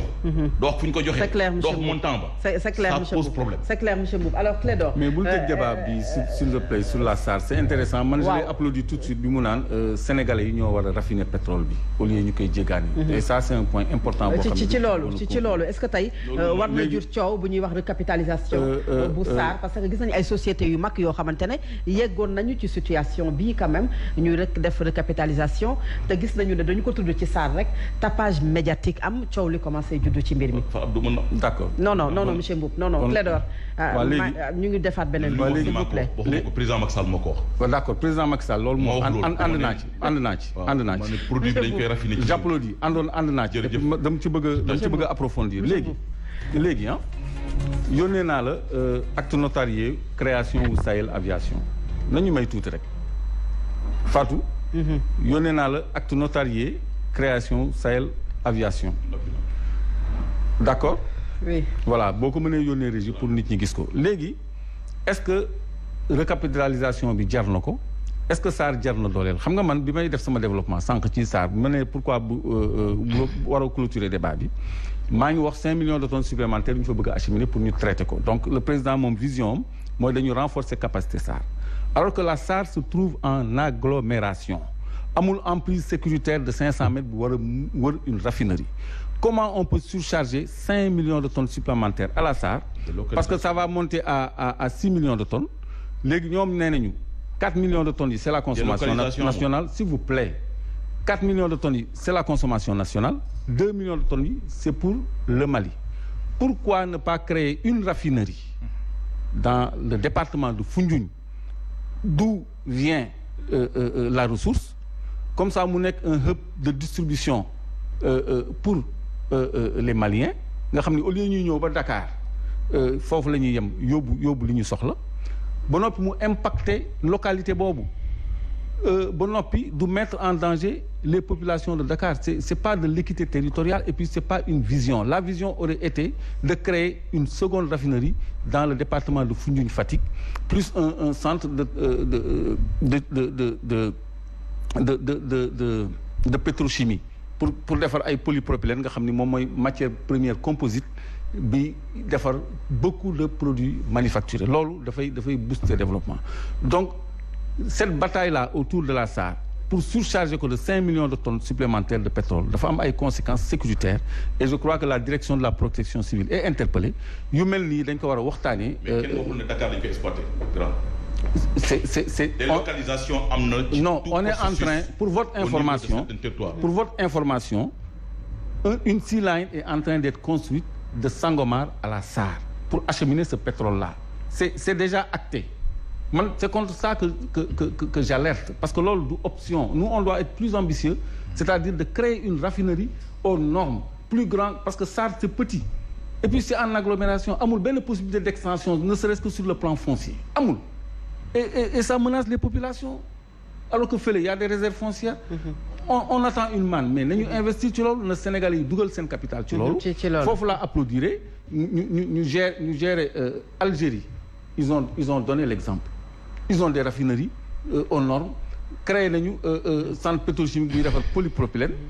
un matériau composite très important. Loolu mooy solution bi mais kenn du ci waxtaan. Ñoom dañuy tabax seen kii parce que ñoom ñoo séq parce qu'il y a un cartel autour de cette manne pétrolière là et qui part de la présidence. Ñu ci bëri c'est des pétroliers ñoom ñoo nekk au conseil d'administration de la SAR. Ah oui? ñoo nekk oui ñoo nekk dans les banques partenaires ay Coris Banque yi mais c'est un même groupe. Mais Samuel Sarr, Arona Dia, Baba Diaw, président Macky Sall s'est entouré d'un cartel de milliardaires. Moom mu ngi ci digg bi Baba Diaw conseiller milliardaire, Bara Tall conseiller milliardaire, Arona Dia conseiller milliardaire. Arona Dia kañ la commencé ànd ak président Macky Sall ba pétrole bi feeñ. Non, il est conseiller. Bien avant moom moo ñu war a jaay courant. Les ressources moo war a jaay pétrolières Senelec courant. balaay ressources pétrolières di feeñ la Arona Dia ànd ak président Macky Sall. moo war a jaay Senelec courant. Samuel Sarr xam nañ ko depuis temps nekkee ci président Wade xarit ci président Macky Sall. C'est pas n'importe quel Sénégalais. Il a été Samuel Sarr, c'est l'ancien ministre de l'énergie et l'ancien directeur de la Sénélec qui fait travailler 35 ingénieurs de la Sénélec pour sa centrale qui va vendre du courant à la Sénélec, tout ministre de l'énergie qu'il a été. Arona Dia, conseiller à la présidence. Diania Ndiaye, conseiller, ñoom ñëpp ils ont des banques. Diania Ndiaye c'est la CBAO. Coris ñoom la. Goutard ñoom la. Hein? C'est le groupe Mimran. Diania Ndiaye c'est le groupe Mimran. C'est Mimran au cœur de la présidence. Cartel boobu mooy séddoo mooy capté et puis Mimran est aussi dans les mines maintenant. moom 20% de Sabodala mu ngi dans le phosphate à Bambey et partout. mais aujourd'hui li nga wax ni ñoom ban intérêt la ñu am ci coow li nga xamante ne tey polémique bi am tey ci li ñeel tey Sarr te ñu waroon ko gis nga man ni nga ko waxee je vais faire un document spécial sur Woodside parce que Woodside mooy problème bi moom moo abrité ay intérêt Woodside mooy produire Sangomar Jifeer foofu il y a énormément de gaz plus de gaz que Saint-Louis et il y a du pétrole aussi pétrole boobu la ñu bëgg acheminer SAR parce que ñoom ñoo nekk SAR au lieu que ñoom mais ñoom la ñu jël seen capitaux ñu defar raffinerie fële ñu bàyyi leen ak pétrole bi mais nañ ko def. mais naka lañ mën a waxee SAR 46% d'action état ko moom nga ne ñoom ñoo nekk SAR déjà foofu débat bi faussé na li des ci action yi Arona Dia depuis avant 2012 mu ngi ànd ak président Macky Sall nga ne dafa ñëw ndax pétrole ils ont combien donc bul la présidence débat wu pétrole li ñu dese Sénégal yi war a impliqué wu li ñu dese monsieur Mboup Clédor monsieur Mboup li ñu dese présentement bëriwul dañuy dem ci monsieur Mbodj les Sénégalais qui doivent s'impliquer c'est pas les conseillers les Sénégalais qui doivent s'impliquer c'est pas les conseillers à la présidence d'anciens ministres de l'énergie, d'anciens directeurs de la Sénélec. mais nañu jox chance le secteur privé national. Alors, le secteur privé national c'est pas ces gens-là. monsieur Mbodj monsieur Mboup acte notarié wu say aviation. Fatou Abdou jox ko régie. waaw dinañ ci jot alors li ñu dese bëriwul te malheureusement monsieur Mboup ni nga ma defee débat bi franchement bon waxal. c'est pas grave. non dama bëgg wax. c'est pas grave seulement que ñu dégloonte pour que au moins sénégalais yu ñu seetaan li muy wax ci bëgg teg ci diggante ñetti nit. du ñetti nit ëpp na de. waaw baal ma ñëw ñi nga xamante ne commencé nañu ànd ak président Macky Sall avant 2012 ba yegg si tey. contenu local may entreprise privée yi ak exploitation ressources pétrolières ni mu largé ci activité connexe nga bëgg ko teg autour de 3 personnes loolu diversion la. loolu tax ma ne Sénégal fu ñu toll képp kuy doomu Sénégal ci wàllum jëriñoo ressource Sénégal dañoo war a impliqué wu. ut xam-xam yu xarañ. côté boobu ñu war a mën a leer na ci scandale boobu nga xam ne wax nañu ko ci SAR. ci scandale boobu nga xam ne wax nañu ko ci SAR dafa mel ni scandale yoo xamante ne dafa feeñ fan yi mën nañu ci di tudd trésor bi ñuy wax plus de 5 milliards de francs CFA poste moom moo ko jiitu woon milliards yooyu la ñu ci tudd am crédit mutuel bu Sénégal boo xamante ne également ñu ngi fay tudd scandale LONASE scandale à répétition mën nañu ko dippee noonu nag nga ko gisee monsieur Mbodj. en tout cas SAR moom li may wax mooy que ñiy reyante ñoomu kese la xanaa état du Sénégal pétrole bi nga ne moom suñu bi nga ne Sénégal moo ko moom Petrosen ñi des yëpp c'est des actionnaires ñoom ñoo fa nekk i toog 5% voilà donc Loka Afrique Khadim Ba ñoom ñoo fa nekk ñoom ñooy reyante autour de leur propre intérêt li ñu leen proposé woon ñu conseil d'administration bañ ko mooy ñu liquider SAR créer une société beaucoup plus capable beaucoup plus ambitieuse te 2013 la étude boobu ils n'ont pas voulu faire ça mais sa question bu mujj bi nga kii nii mooy affaire scandale yi. mais loolu laa commencé. c'est à l'image justement à donc de la conduite de la politique du pays. nee naa président Macky Sall bi mu ñëw ci réew mi 2012. maanaam fii le conducteur am discours politique am c'était la transparence la gouvernance vertueuse. dañoo dem ba 2016 bi mu defee référendum discours am yépp loolu ñëwatu ci. da ngay vérifier tous ces discours tous ces messages à la nation. amul dum tuuti dina def benn au moins ay quelques minutes ci les questions de bonne gouvernance et d'équipe ci la créé ay OFNAC créé tous ces trucs là mais bu ñu nee ba 2016 mu indi son référendum là peut-être amaat yeneen ambition peut-être même resté waat commencé waat ay Sénégal 2035 moment boobu la changer paradigme effacer ci son discours politique son jargon les questions de transparence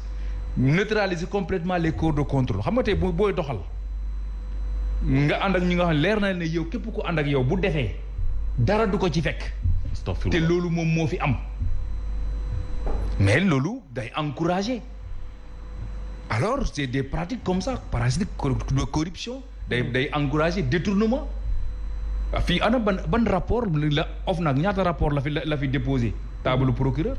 ñaata cour des comptes day dem sax pour questionner ay ministres ñu dàq leen maanaam ñoom ñoo tànn président Macky Sall moom moo tànn ne réew mi du ko doxal justement ci leeral du ko doxal ci bonne gouvernance donc naturellement que du bette ñu gis ay scandale yu tegle yu mel nii mais nag dafa am benn journaliste bu benn journal ma gis mu def loo xam ne titre am une le poisson pourri par la tête lii xew nii yëpp c'est parce que justement donc c'est la gouvernance du pays alors lii donc maanaam ñoo xamante ne nii fin de règne lañ nekk ñu ngi profité pour rato xam nañ ne ñoom seen bopp xam nañ ne réew mi moom dootuñ fi ne loolu nag day tax sénégalais fépp fu ñu nekk élection locale yi ñu dem nii day tax ñu woon Macky Sall suñu bopp woon ne ñun kontaanuñ ci ni muy doxalee suñu réew sanctionné leen sanction boo xamante ne nii justement ràkkale bu am solo boo xam alors monsieur Mboup ñu ngi waxoon gestion sobre et vertueuse tey li nga xamante ne moom la ñuy dund ne scandale est-ce que nekkuñu di daanuwaat ci travers yi nga xam ne régime bi weesu moom la dundoon bi mu nekkee ci jeexal li nga xam ne mooy pouvoir am. xam nga lan nga ma yóbbu code des obligations de l'administration faute de service ak faute personnelle loolu code des obligations da ko réglé depuis droit administratif deuxième année. da ko réglé bu yàgg fonctionnaire boo xam ne jàng na jàngam am na éducation boppam nekk ci ay régime yu bëri fekk ko fa fonctionnaire boobu def faute de gestion wala ñu présumé innocent faute de gestion yoon daan ko ci lu ci yoonu top management bi mais au contraire dañoo war a tàcc réew moo xamante ne fonctionnaire bu def erreur ñu teg la ci yoon. mais monsieur ñaata député bàyyi ma ñëw monsieur Mboup top management boo xam ne dafa teg ay kuréel yoo xamante ne. dañu war di saytu bërëb yooyu. ci ay waxtu yoo xam ne dafa jege. saytu bi ni muy yeexee déjà. mais également mu teg fa ay nit pour que ñu manager maanaam dama lay relance. ci yow laay ñëw ñu teg fa ay nit pour ñu manager est-ce que tamit. yow laay ko tudd responsabilité am ci loolu. si responsabilité mooy lan teg ak kuréel yoo xamante ne ak institution de contrôle audit yoo xamante ne ku def ndax si noonu ñu gis la. looloo xew Sénégal looloo xew ca Trésor loolu lañ gis ca poste bu amutoon corps de contrôle yooyu ku def njaaxum duñ la gis buñ taalu làmp yi ku sàcc duñ la gis loolu moo am Sénégal beneen bi ma jox la exemple lu muy wax transparence président Macky Sall bàyyi na ko depuis 2016 mais lii ñu def 21 décembre lu ko gën a nekk transparence ñëw leen ñu waxtaan ci alal réew mi lan moo gën a nekk transparence nit ñu ne Trésor am na ñuy xelaat ne détourné nañ jàpp nañ leen yoon nañ leen retour de parquet ak loolu am na ay député yu ñu gis ci wàllum passeport dindi muuri nañ seen malaanu kiiraay yóbbu nañ leen denc nañ leen ban réew nga koy gis ci réew yi ñu wër nit ki loo am da nga koy ndamoo da nga koy xam ñun man de sant naa yàlla lu tax ma sant yàlla ku ma xamoon démb ba may dugg ci cabinet président Macky Sall 2016 xam ne daf ñu soppi complètement ci yar soppi ñu ci xam luy état chose étatique doo jël alalu réew mi pour yow sa bopp sa salaire daf lay doy. c'est clair ci wàllum doxalin. c'est clair li may wax nii waxuma ko sama nafs. dama ko wax parce que jullit laa te xam naa ne yàgg. c'est clair réew mi dañu ko dénk. te day dem comme nam demee ci yeneen. c'est clair monsieur Mboup alors temps bi moo jeex je suis désolé temps bi moom moo jeex élection yi di ñëw temps bi moo jeex population yi bu ñu séentoo président ni muy doxalee ci transparence ni muy doxalee ci exploitation pétrolière ñu war a dénk Benno Bokk Yaakaar ñu door a dénk Benno Bokk Yaakaar collectivité territoriale parce que ni ñu ko tànnee dinañu amaat occasion monsieur Mboup dina correspondre ak ni ñuy exploiter pétrole bi dinañu amaat occasion waxtaan ci loolu alors Clédor par rapport ak scandale yi rapidement scandale yoo xamante ne ñu ngi koy gis ci ay bërëb yu bari mu am sax poste loo xamante ne jur na ko dàq ki nga xam ne mooy directeur finance bi nga xam ne poste finance bi muy Fejoor mu jur coow ak ministre de tutelle bi ak direction bi scandale yi nag nga ko gisee tey fii ci Sénégal. Moi je vais rester sur ma fin parce que pour conclure man sama dernier mot tout dernier mot sur la SAR c'est une raffinerie warul jaay ay pipe products c'est-à-dire des produits blancs produits raffinés mu ngi mel ni compagnie sucrière muy importer suukar di ko jaay moom dafa war a bàyyi yeneen importateurs yi reste importation bi SAR aussi dafa war a bàyyi yeneen importateurs yi importer des produits blancs mooy produits raffinés léegi scandale yi du guleet monsieur Mboup mon cher Macky Sall sama xarit la ëppale woo ma ci dégg nga man xam naa ko léegi je vais parler de xarit ah non je vais damay rêver grand ak sa expérience man li ma xam nga sànq nuyu naa la lu ma la wax vous êtes une fierté nationale une fierté nationale waaw merci de le penser yow ni ma la gisee merci de le penser président Macky Sall ni ma ko xamee merci de le penser boo ñëwoon ci cabinet bi boo ñëwoon renforcer équipe njëriñu Sénégal la merci de le penser yàlla na yàlla def loolu waaw léegi nag da nga may may rek parce que gis naa ni bëggoo ko wax ci moom lu la naq xarit mais dama lay wax ni sama xarit la mën naa wax ci sama xarit parce que ay xarit dañuy waxante dëgg Amine moom ci règle transparence yi Mbodj doon wax moom dafa ñëw au pouvoir premier acte prestation de serment loo indi 8 milliards déclaration de patrimoine foo ko jëlee Ablaye Wade moom ko mais Ablaye Wade dit c'est pas vrai premier problème deuxième problème Petrotim troisième problème ArcelorMittal yooyu ça c'est le président ma yem foofu pour bañ sama xarit mer léegi ci gestion bi balaa may ñëw ci poste ak SAR ak yi xew yi mujj xew on a vu les scandales au port du temps de Cheikh Kanté scandale bi ko topp yëpp ñu jox ko plan Sénégal émergent gis ngeen aussi l'affaire Prodac li coow li mu am yëpp Mabé Niang ñu teg ko ci wetu président de la République léegi scandale yi du rek liy feeñ le procureur Bassirou Gueye nous doit beaucoup de dossiers j'espère que passation de service bi mu def démb dossier yi mu fa téye woon transmettre na ko au nouveau procureur parce que dossier COUD daf ko téye dossier Petro-Tim parce que Petro-Tim dafa am beneen dossier bu bokkul ak li doyen des juges lewaloon rapport OFNAC boobu daf ko téye ak yeneen yu bëri ñu nga foofu kon loolu du transparence du promouvoir transparence gis nañu jabaru Farba Ngom yore ay bloc de 10 millions di ko distribuer nii kooku du fonctionnaire transparence bonne gestion c'est pas un président qui se lève un bon matin ni jabaru ambassadeur yëpp dem leen di dagal salaire 500 000 ce n'est inscrit nulle part dans le budget transparence du nga toog jóg rek ni da ngay jël 46 milliards de notre budget naan da nga koy def cash transfert d'argent hein pour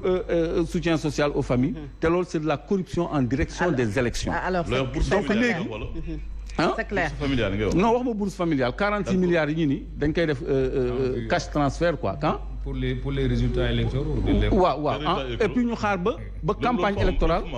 mais vous n'êtes pas à la présidence. Alors, ana preuve yi. Non, mais c'est grave li ngay wax. Parce que mais vous êtes sous-informé. Non, je ne suis pas sous-informé. Vous êtes très sous-informé. Je ne suis pas sous-informé. laaj ko Macky boo ñibbee suba nga laaj ko Macky. Non, wax ci télévision bi. nee ko jàkkaarloo Sénégal Clédor nee na da nga génnee 46 milliards. jàkkaarloo Sénégal cash transfert.